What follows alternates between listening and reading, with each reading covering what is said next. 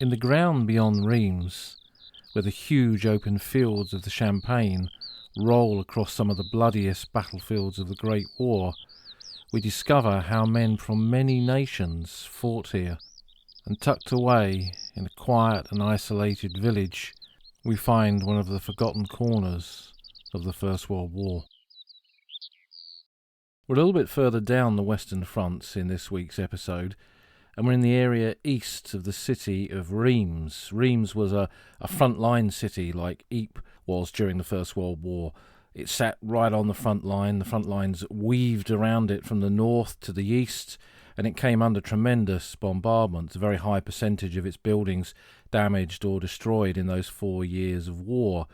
And we're in that ground east of Reims, in the Champagne area of France. Not so much visiting the places where champagne is grown on the vine here, but looking at the ground where some of the key battles of the French army in the First World War were fought, particularly in the years 1915 and 1917, although through all 4 years of the war there was heavy fighting in this area of the Western Front. But it isn't just about the French, which we'll discover. It is quite a multinational area of the battlefields of the First World War, with lots of different nationalities that we perhaps might not always think of being involved in some of the fighting in this sector. The front line established around Reims in 1914, and as both sides dug in, as everyone did along the Western Front during that first winter of the war, the trench network in this area developed. That ground east of Reims was essentially quite flat, and the Germans held some of the areas of high ground there. It was a familiar story with the Germans on the high ground, and in this case the French beneath it. And 1915 saw an attempt by the French army to redress that balance, particularly with the big offensive here in September of 1915. And this was part of a joint offensive with the British. The date of the attack was the 25th of September 1915, which was the date of the Battle of Loos in northern France, a battle that we've covered a couple of times in this podcast now. And the French attack here was not just a joint offensive there with the British, but also the French themselves were attacking just to the south at what we'd call Vimy Ridge and what the French called Hill 145. Here in the Champagne, the French army attacked north of the old Roman road that ran from Reims eventually to Metz, along a roughly 20-mile front. There was a 6-hour preliminary bombardment, which was described as like an uninterrupted drum, what the Germans would call trommel fire, drum fire. A huge amount of artillery was dropped onto the German positions, and gas was used widely as part of the assault here as well. 0 hour was at 9:15 on the 25th of September, when the officers cried "En avant, let's go," and the buglers sounded, and even pipes were played in some of the French regiments, and the men went into action, and heavy fighting followed. Within 30 minutes of 0 hour, the fourth wave of the assault had gone in, but the German line, while it was captured in some places, was only breached really beyond positions known as Navarin Farm and the Butte de Souain, and we're going to pass through both Souain and visit Navarin Farm later on in this walk. At the time, the French claimed 25,000 prisoners, but it was probably more like 14,000. Fighting in the area continued until early October, and it cost the French army 145,000 casualties, and the Germans suffered over 72,000 in this battle. Now, on any battlefield of the Great War when you visit today, you do discover the shells and fragments of shells when you walk the ground, and that's particularly the case here in the Champagne. The ground here is littered with fragments of shells and the fuses from French and German shells that were fired during the bombardments here.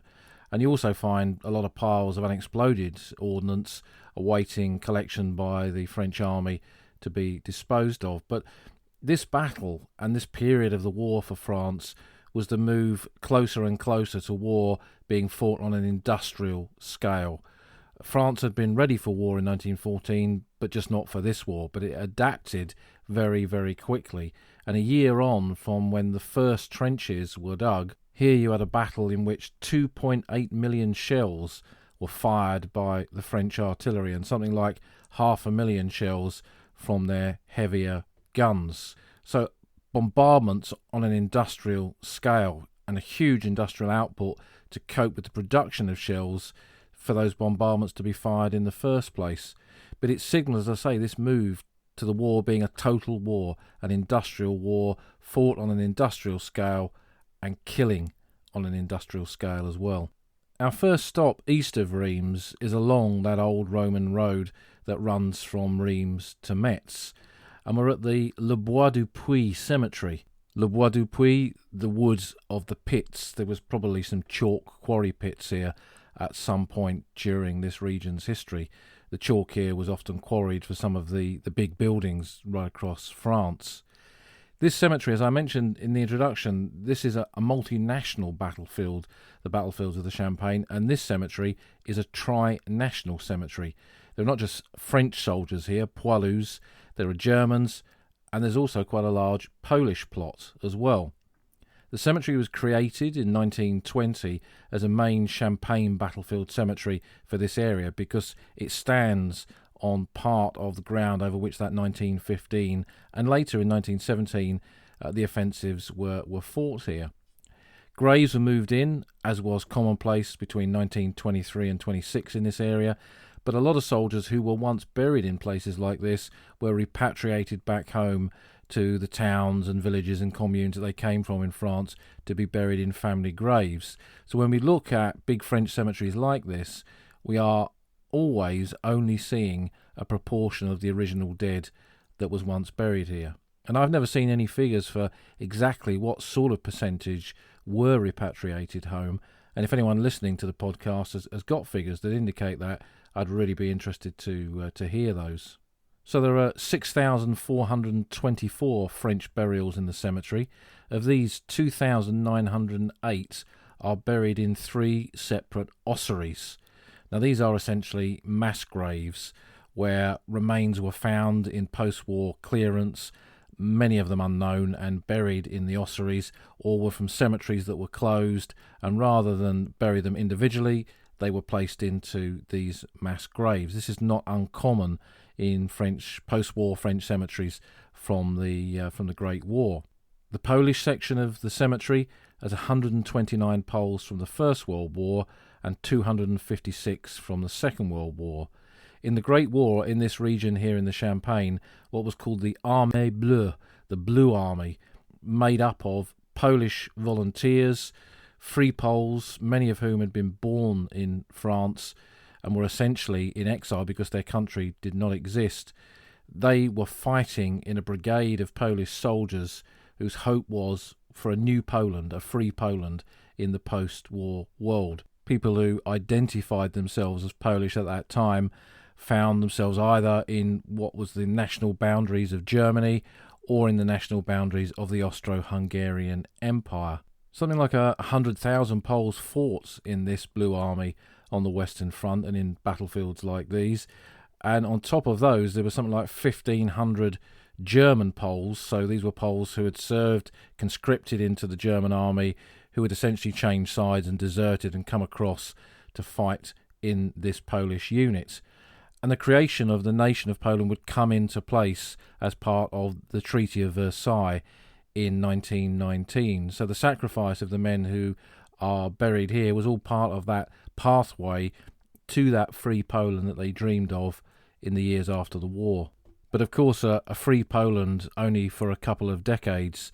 In 1939, Nazi Germany invaded Poland, and Poland collapsed under the weights of that attack. But a lot of Polish soldiers made their way to France and fought with the French army in the campaign in northern France, the Battle of France, in 1940. So when we look at the Second World War plot of Polish graves in this cemetery, many of them include exactly those sort of men who died fighting for France in another world war on ground very close to where their ancestors had fought in the previous conflict a couple of decades before. The French cemetery has seen a massive renovation in the last few years. Every single cross within the cemetery and the boundary fence has all been replaced. If you look at some of the imagery on Google Earth, for example, I know some of you follow these routes on Google Earth, you'll see it looking quite devastated in some areas as the cemetery was renovated, but that's all been put in place. And when we get the chance to return to locations like this, we'll essentially see a brand new cemetery here. Walking through the main French plots, we access the German graves at the rear of this trinational cemetery. There are 2,237 German burials in the main cemetery itself and 3,124 in a Kameradengraben, in a comrade's grave, a mass grave on the boundary of the cemetery. And again, this is typical of the cemeteries that were created in the post-Second World War world, when a larger number of cemeteries in this region once existed. Those were closed and they were moved into mass graves, the Kameradengraben, in cemeteries like this one, and the individual grave markers that once stood on each German grave here were removed and new markers were placed where multiple names were put on those instead.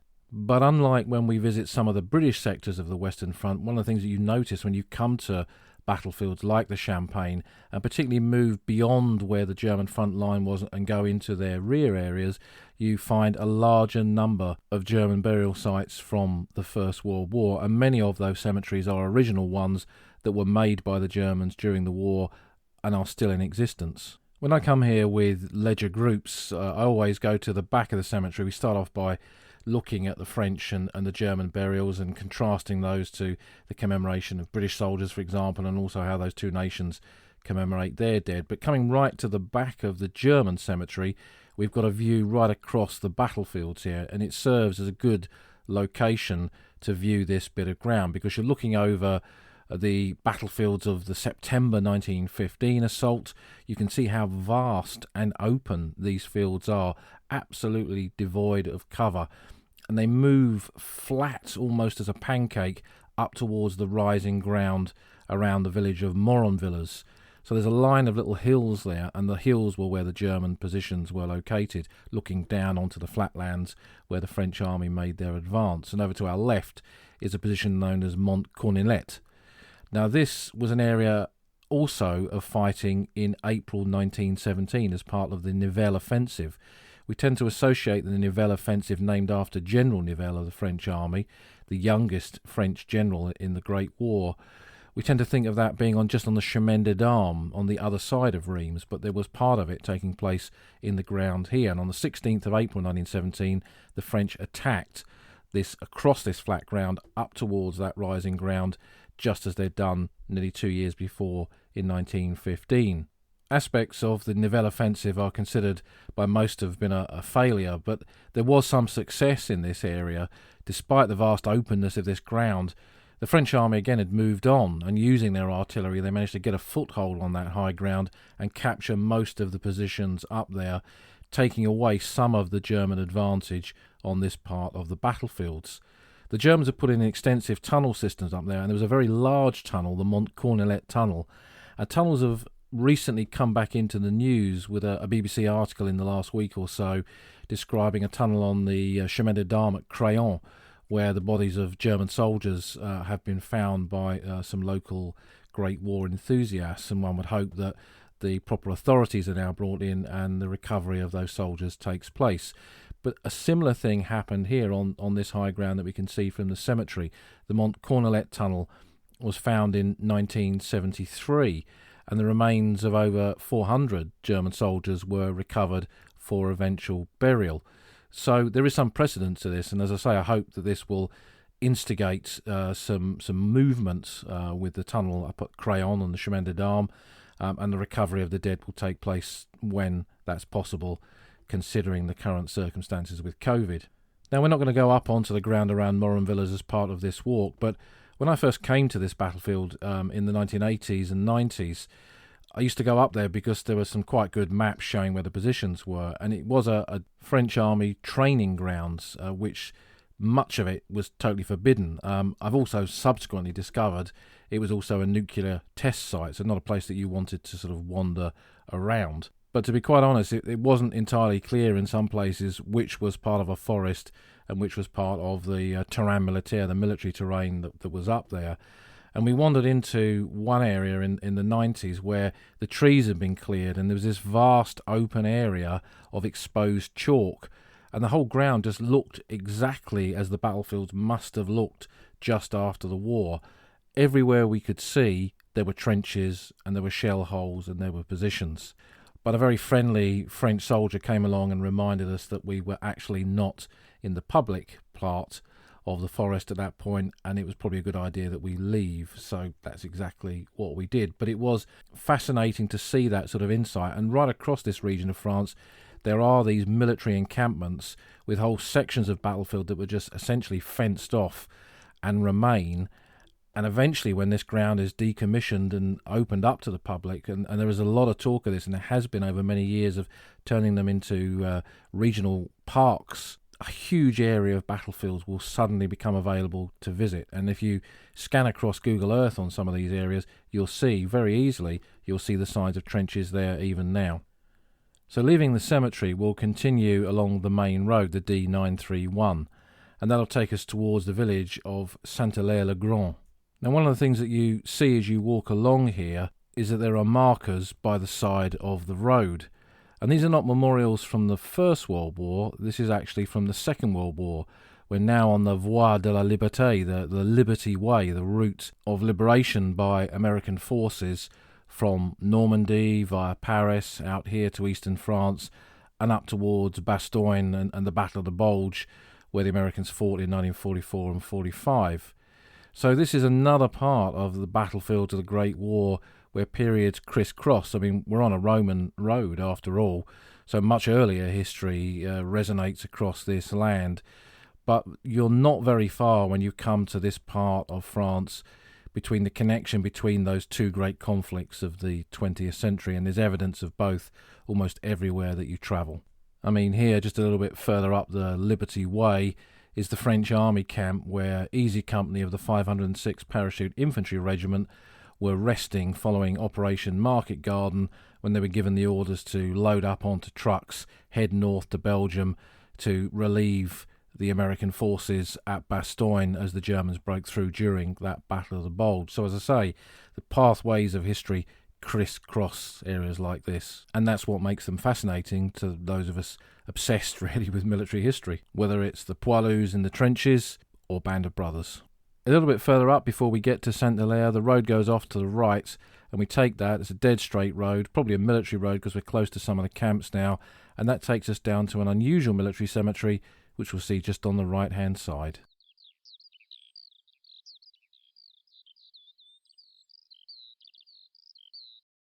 As we arrive here, we see on our right the military cemetery, which has got French-style crosses and some more unusual style crosses just in front of a large church.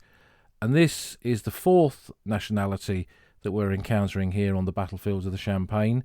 We've had French, we've had Polish, we've had German, and we're now at a Russian cemetery from the First World War. And these are men from the Corps Expeditionnaire Russe, the Russian Expeditionary Force.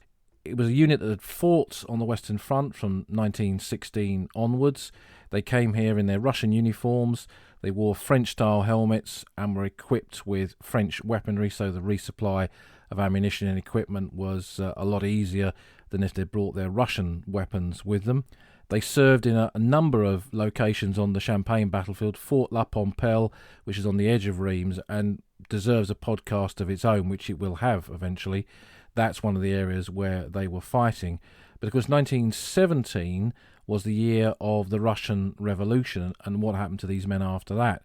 Well, some men went back to Russia when the revolution took place, others stayed behind, and a new unit was formed, a Russian Legion, and that served in France on the Western Front alongside the French army for the rest of the war, and many of those men never ever returned to Russia once it was a nation dominated by the Bolsheviks. They felt perhaps that that country had no longer a place for men like them.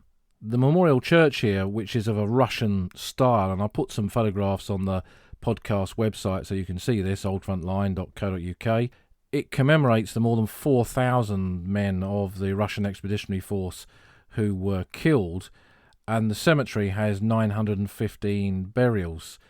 The unusual graves, which are essentially Russian Orthodox graves in front of the church, are men who survived the First World War but died later on, having become residents of France. There was always a big connection between France and Russia, so these men felt that they had a bit of a place here. Quite a lot of the members of the Russian aristocracy who fled the revolution in 1917 and 1918 were easily able to come to France because they had property here. So this connection between France and Russia was probably what instigated the arrival of the Russian Expeditionary Force in the first place as a symbolic thing.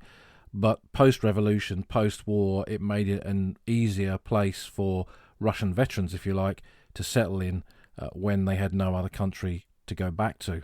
When you stand in the cemetery, it feels like it's a French cemetery. The crosses are identical to the crosses in French military cemeteries from the First World War.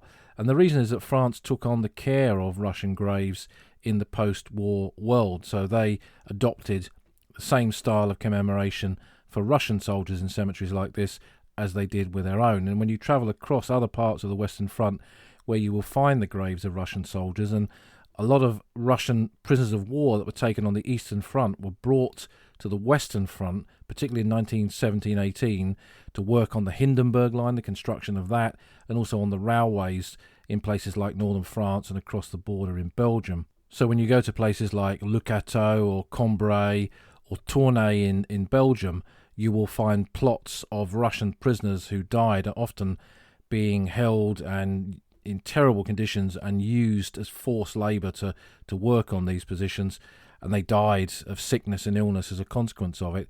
You'll find these plots of graves, and they all have these French-style crosses on them.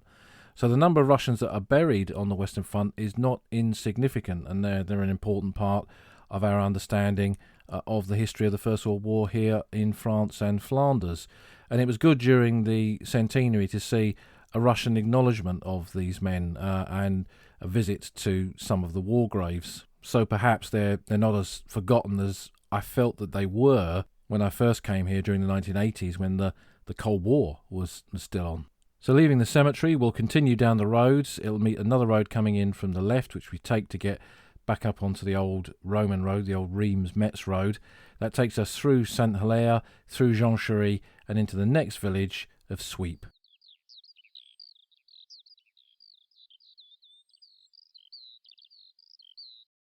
The village of Sweep was behind the French lines during the fighting here in the Champagne, so it was a location for the headquarters of French units and also for their medical facilities. So casualties coming back from the fighting were brought to Sweep for treatment at the medical positions that were in and around the village where we are now.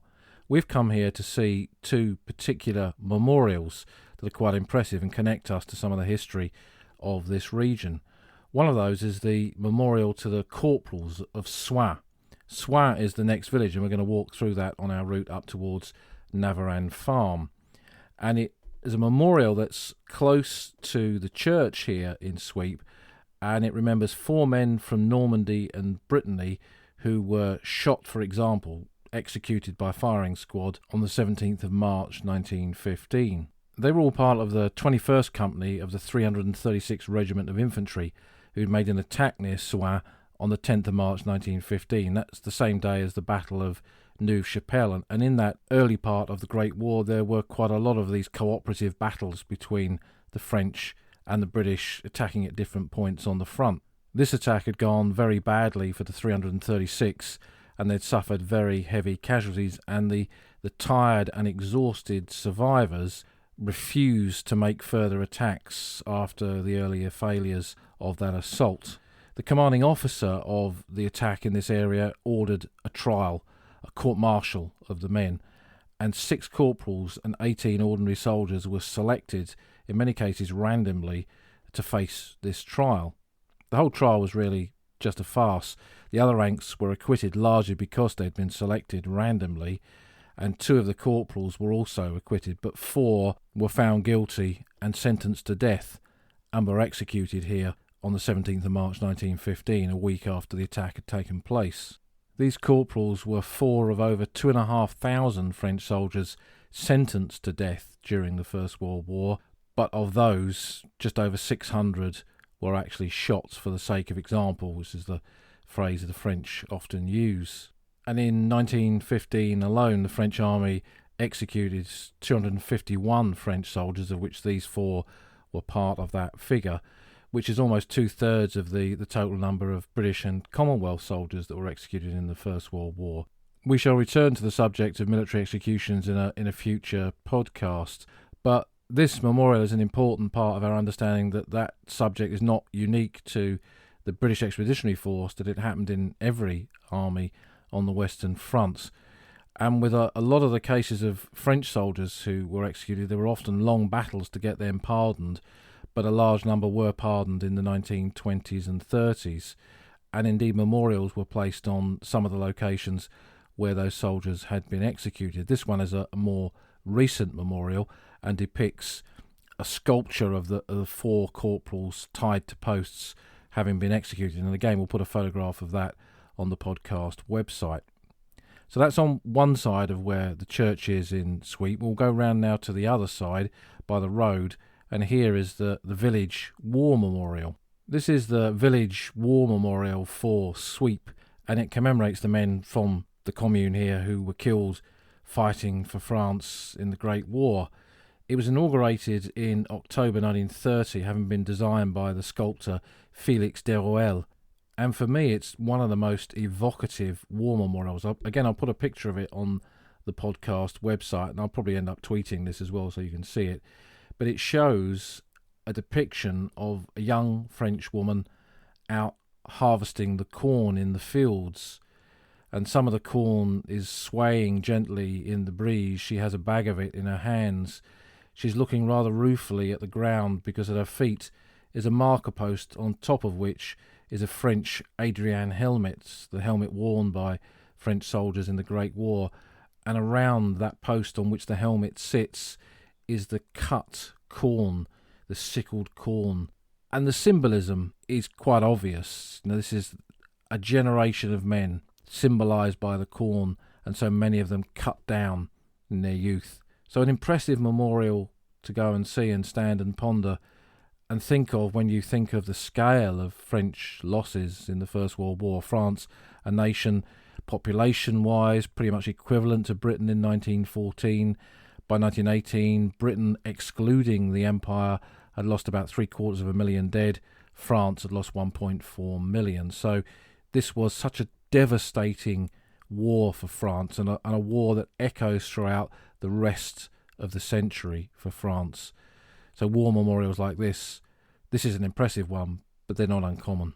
Leaving Sweep, we'll take the road north, and that'll take us to the next village of Soins, and then beyond that we'll come out onto the vast open plains where the fighting took place in September of 1915. We're over on the right flank, as it were, of the September Champagne offensive, and ahead of us in the distance we can see what looks a bit like a pyramid but is the massive monument at Navarone Farm, and that's what we're heading towards next.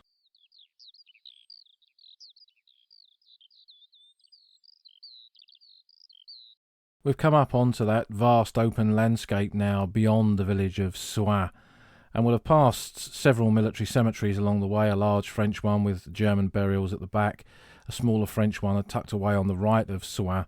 But here at the Navarone Farm Memorial, we're right in really the heart of the Champagne battlefields. Navarone Farm was the name given to a farm complex that was here before the war, and it just so happened that this was a location where there'd been extensive fighting, and it sits on another one of these old Roman roads, so it became an ideal location to build a memorial like this in the post-war period. And here, the Légion étrangère, the French Foreign Legion, were very heavily involved in the offensive here in that Battle of September 1915. And we're going to look at the tale of 3 legionnaires as part of our visit here, again bringing in different nationalities to this part of the Western Front. But first, the actual memorial itself. It was designed by the sculptor Réal Desarts, and it was inaugurated on the 28th of September 1924, so 9 years after the battles here in September of 1915. Atop of it are 3 figures, 2 French and 1 member of the American Expeditionary Force, because American soldiers fought here in the battles of 1918.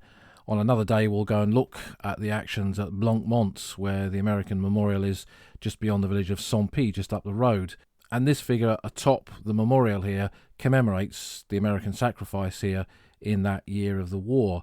And the sculptor modelled that figure of the American soldier on Quentin Roosevelt, so the son of President Roosevelt, who had died in this region in 1918 and who is now buried alongside his brother in the American Normandy Cemetery overlooking Omaha Beach. The Navarone Farm Memorial is not just a memorial to the battlers of the Champagne and the men of the Champagne who fell here during all 4 years of the war. It is also a grave as well. Inside is an ossuary of the remains of over 10,000 soldiers, mainly French, possibly some Germans, maybe even some Americans. So it's very similar. It's a small version of the ossuary at Douaumont at Verdun, and these are not uncommon on French battlefields of the Great War. And again, like the ossuary at Douaumont, there is no memorial to the missing in battlefields like this, and these structures built with public subscription also had plaques within them that individual members of the public could pay for to commemorate a soldier who had simply disappeared on a battlefield like this.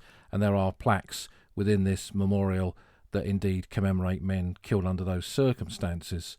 There's also an additional grave of General Gourard, who was the commander of some of the forces here in 1915 and one of those who was here for the unveiling of the memorial in 1924. And around it is an area of preserved battlefields. It's not quite as authentic as it first felt to me when I came here for the first time in 1987. There was a lot more barbed wire, there was a lot more battlefield detritus.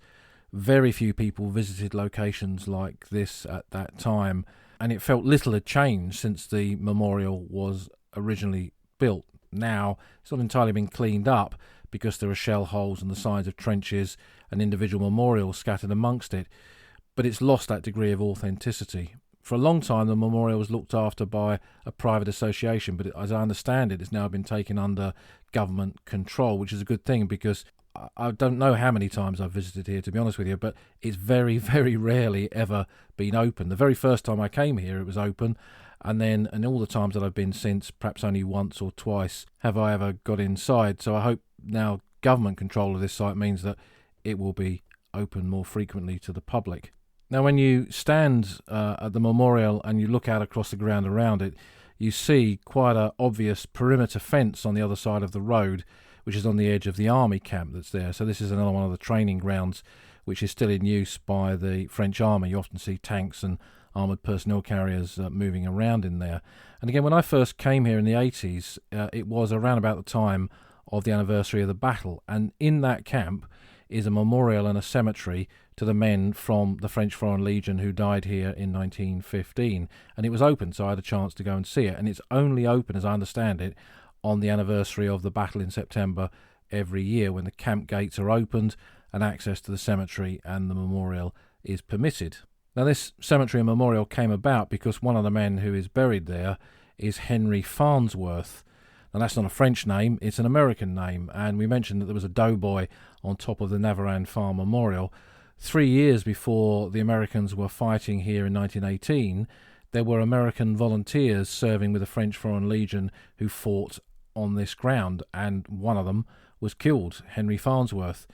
He was born in 1890 in Dedham, Massachusetts. He was educated at Harvard, and he became a journalist. He covered some of the events in Mexico in 1914-15 when the Americans were fighting there. An event, of course, unconnected really to the Great War. But in January 1915, he decided to come across to Europe and went to Paris, and he became one of many American volunteers who joined the French Foreign Legion.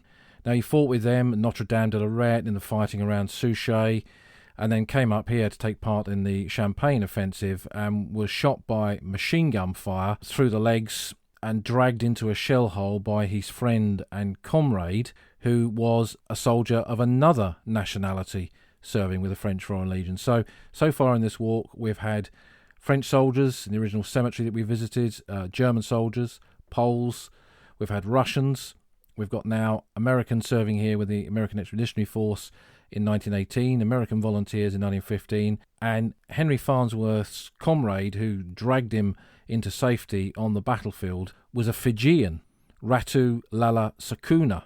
Now, I researched Sakuna as part of my MA when I did an MA on the story of black soldiers in the British Army in the First World War, which we covered in a previous podcast. And he was a student from Fiji in Britain on the outbreak of the war and tried to join up, but was refused because he was a black man.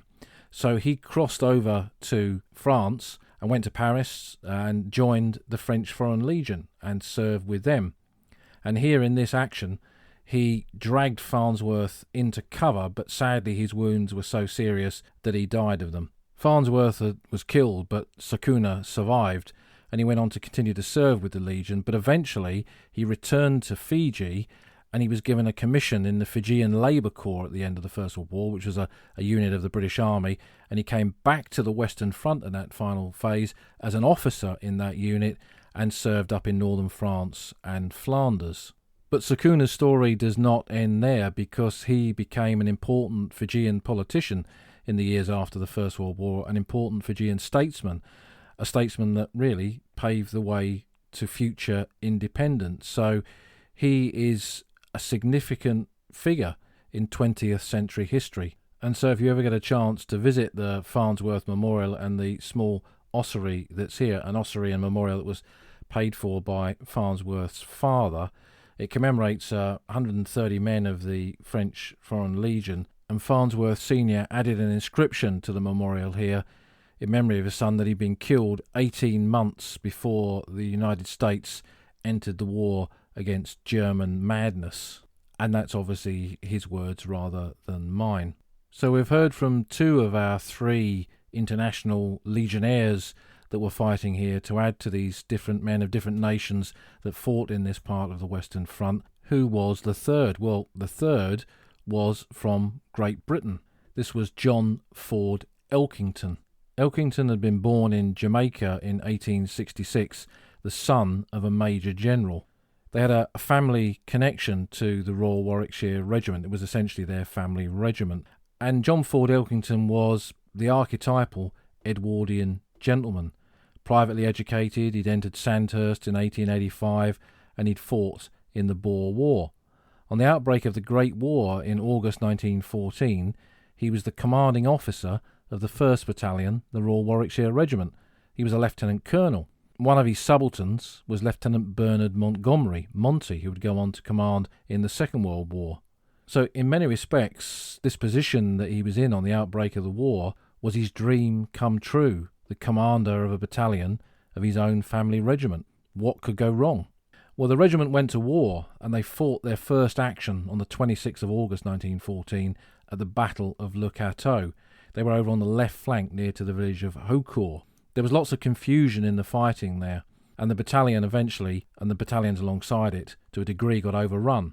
And the battalion of the Royal Warwicks that Elkington commanded fragmented as a consequence of this. Monty himself, for example, was posted missing during that battle, and eventually, of course, turned up and went on to fight up in northern France, where he was badly wounded.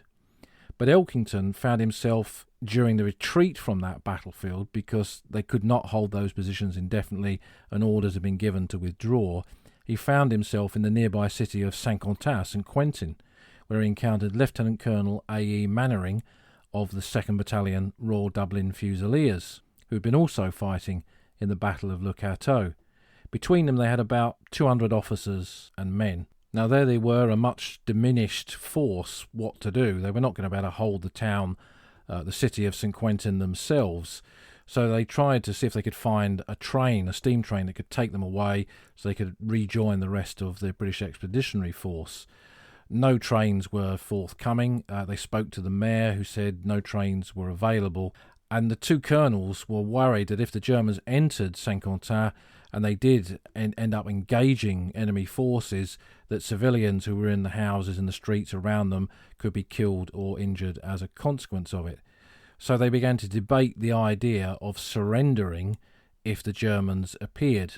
Instead of the Germans, Major Tom Bridges then turns up. Now he's a cavalry officer and also a staff officer, and he decides to take command of this situation. He buys a toy whistle and a drum, and using them he rouses the men in and around the main square and the railway station at St. Quentin to get them away, get them on the march, and he finds Elkington and Mannering not impressed with the situation that he finds, not impressed with this concept of surrendering to the Germans if they arrived. So he makes notes. He doesn't arrest them immediately because those troops do get away. They do rejoin the rest of the expeditionary force, and eventually those fragmented parts of the Dublin Fusiliers and the Royal Warwicks rejoin their forces on the Aisne in September of 1914. But a couple of weeks later, Tom Bridges' notes about what had happened here at Saint-Quentin eventually filtered into the General Staff, and both colonels were arrested, court-martialed, tried, and found guilty of conduct unbecoming an officer and a gentleman. The president of the court was the then Brigadier General Hunter Weston, who would go on to become a senior commander later on in the war, and he ordered them to be cashiered, and both men went home. The 50-year-old Mannering, he goes home in disgrace, and pretty much nothing else is heard of him, and he dies at Framfield in Sussex in 1930. But what of Elkington? Well, we know Elkington is connected to where we are now at Navarran Farm. What happened?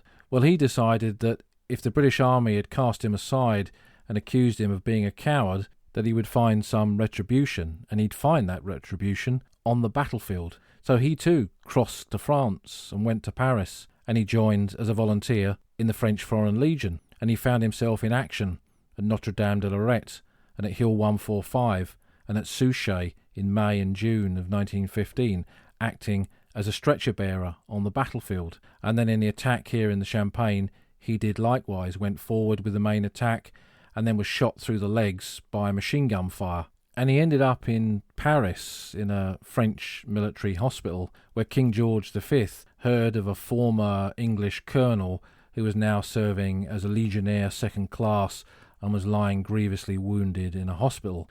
That news also filtered down to Hunter Weston, who by this time had come back from Gallipoli and was now on the Western Front as a corps commander. And following his discharge from hospital, it was no longer possible for Elkington to return to his unit of the French Foreign Legion. His wounds were too serious, so he was sent home to Britain. And Hunter Weston then tracks him down and writes to him and essentially offers a pardon. The king is spoken to, the pardon is agreed upon, and furthermore the king decides that he would award Elkington the Distinguished Service Order, the DSO, for his bravery. So Elkington's war suddenly went full circle. There he was in his dream position, commanding his battalion on the outbreak of the war. Failure at Le Cateau. Rather than just let that failure slide over him, he comes back to France, enlists as an ordinary soldier in the French Foreign Legion, is decorated with the Médaille Militaire and the Croix de Guerre for bravery on the battlefields of northern France and the Champagne, is given retribution not just there, but by his own country eventually, and his reputation is restored. An incredible story, and one of those really that I don't understand why it wasn't picked up by BBC Drama, for example, during the First World War centenary. What a drama series that would have made about a colonel who ended up as an ordinary soldier fighting for France. Perhaps one day that story will be told in such a way, who knows. But when you stand here now, here we are yet again on this multinational battlefield of the Great War. We've had the French, we've had the Germans, we've had men from Poland, from Russia, we've had American Expeditionary Force soldiers, American volunteers in the French Foreign Legion, a Fijian, a Sakuna, who served here alongside them, and now an Englishman, Elkington, who served here as well. So an incredible battlefield with so many incredible stories. And of course, it makes you wonder, did Farnsworth, did Sakuna, and did Elkington all know each other? We can only but muse. Elkington never served again after he came home. He was too badly injured, and he lived until 1944. And in the 1990s, Peter Scott, who was the original editor of Stand 2, the Journal of the Western Front Association, published a good little booklet about the two colonels at Le Cateau and at St. Quentin and what happened to them. And I'll put a link to that on the podcast website. It's a book that is no longer in print, but it does turn up on places like eBay. So with the thoughts of these men in our mind, we're going to do something that in real life you can't do. You can't cut across the terrain militaire, the military camp that's here, but we're going to cut across that virtually and pass by some of those areas of intense fighting in 1915, where there's a lot of mine craters in evidence when you look at Google Earth. Come out on the other side, close to the village of Massige, and this will be our next stop.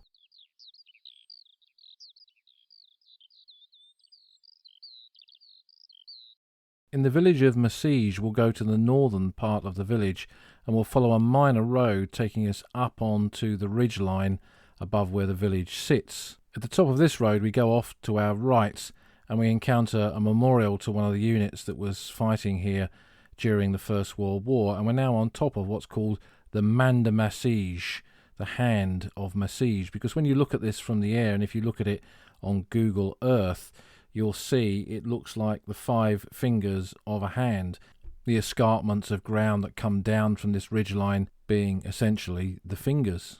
This ground was captured by the Germans in September 1914, and again, having taken this bit of high ground, they dominated this area of the battlefield, and the French made numerous assaults to try and push them off this high point in 1914 and 1915.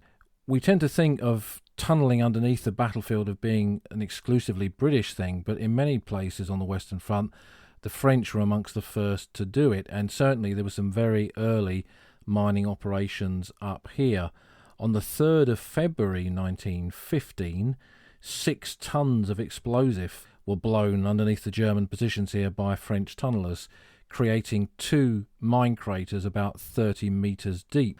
And that's what essentially the feature that remained up here in the years following the First World War, because this ground was eventually farmed and the traces of the trenches, unlike within the confines of the military camp, all disappeared. But the mine craters, like mine craters on other parts of the Western Front, were still there and still remained, and indeed still remain there today.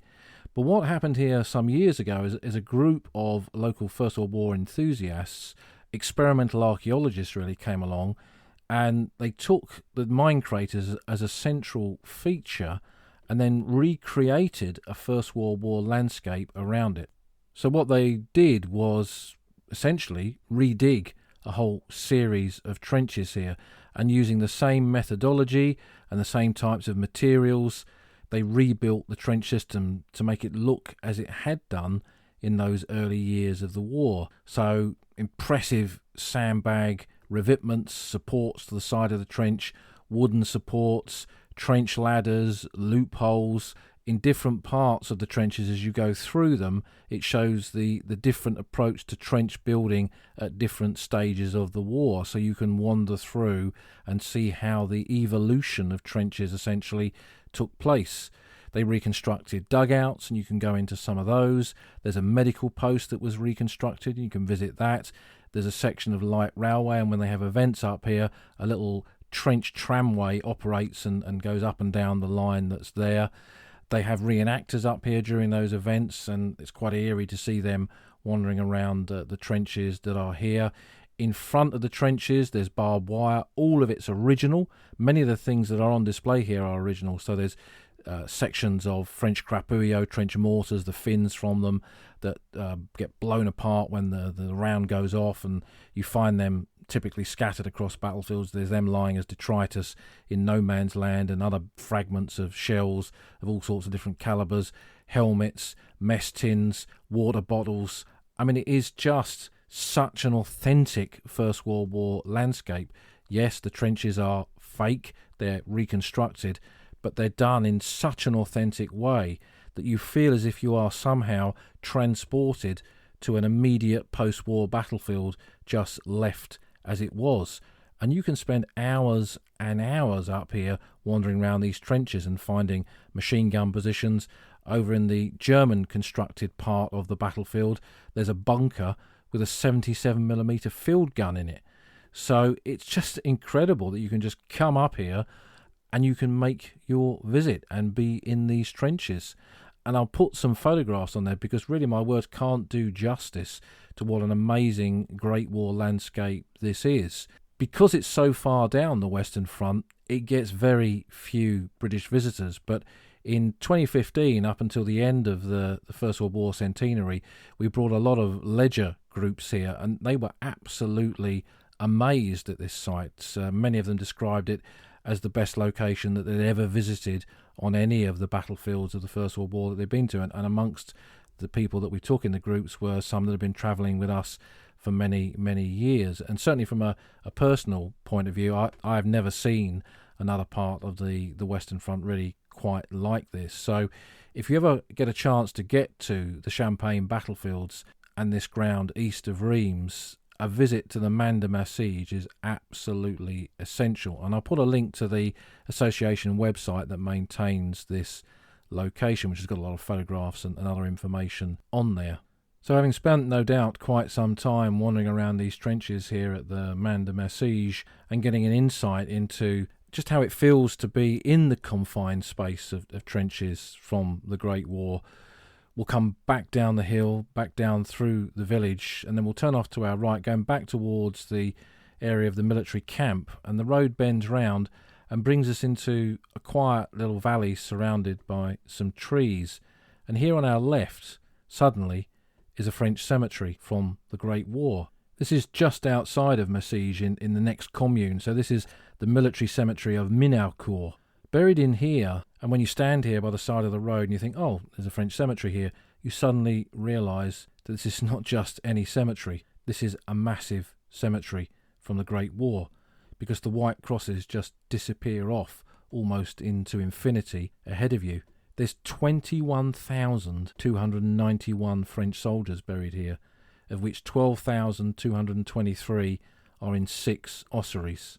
There's also 25 Czech soldiers from the Czech Legion, another nationality that fought in this part of the battlefield, and 2 Serbs, as well as 1 French soldier from the Second World War. So here we are in an obscure corner of northeastern France, an obscure corner of the battlefields of the Western Front of the Great War. And here we are at a cemetery that's almost twice as big as Tyne Cot in Flanders, but yet probably only gets a few hundred visitors a year. This is one of those many forgotten corners of the Great War. And as we walk amongst the rows in this cemetery and watch the crosses disappear into the distance ahead of us, and maybe above us the sun begins to set over the Man de Massige, it makes us think of the scale of the French army losses in the Great War. It makes us hopefully realise that there is a lot more to see beyond the Somme, that it's not just about Flanders and northern France and the villages around Albert.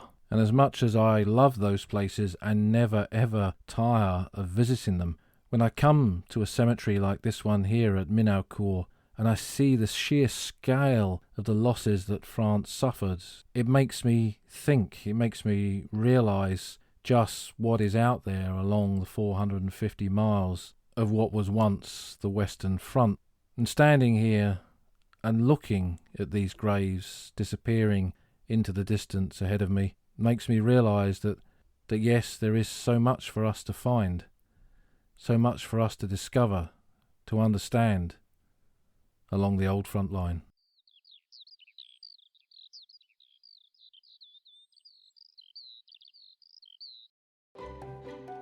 You've been listening to an episode of The Old Front Line with me, military historian Paul Reed. You can follow me on Twitter at Somcor. You can follow the podcast at Old Frontline Pod. Check out the website at oldfrontline.co.uk, where you'll find lots of podcast extras and photographs and links to books that are mentioned in the podcast. And if you feel like supporting us, you can go to our Patreon page, patreon.com/oldfrontline, or support us on Buy Me a Coffee at buymeacoffee.com/oldfrontline. Links to all of these are on our website. Thanks for listening, and we'll see you again soon.